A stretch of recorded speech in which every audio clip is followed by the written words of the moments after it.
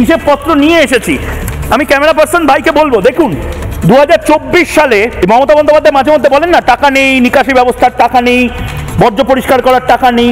860 কোটি টাকা অনুমোদন দেওয়া হয়েছিল কেন্দ্রীয় সরকার থেকে। পিআইবি ঢাক ঢোল পিটিয়ে ভারত সরকার বলে দিয়েছিলেন 27শে জুন 2024-এ পশ্চিমবঙ্গের নগর স্বচ্ছতা পরিকাঠামো উন্নয়নে, অর্থাৎ ড্রেনেজ সিস্টেম থেকে শুরু করে ময়লা কোথায় ফেলা হবে তার ডাম্পিয়ার থেকে শুরু করে বিপুল টাকা ঢুকছে। বিশ্বাস করবেন না, আদিগঙ্গা টালি নালা, টলি সাহেবের নামে ওই কানালটা কাটা হয়েছিল বলে টলি নালা থেকে টালি নালা, আসলে নামটা আদিগঙ্গা।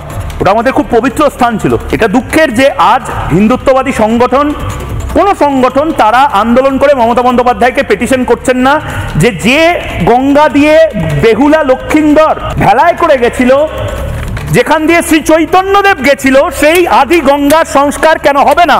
আমি বারবার বলছি, আমি ওই এলাকার ছেলে। আদি গঙ্গার সংস্কার হিন্দুদের জন্য সবচেয়ে বড় আশু কর্তব্য হওয়া উচিত। কোথায় গেল অত কোটি টাকা?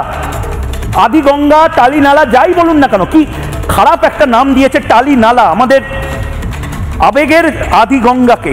কোথায় মমতা বন্দ্যোপাধ্যায় বলেছিলেন না গন্ডোলা চলবে ইটালির মতন।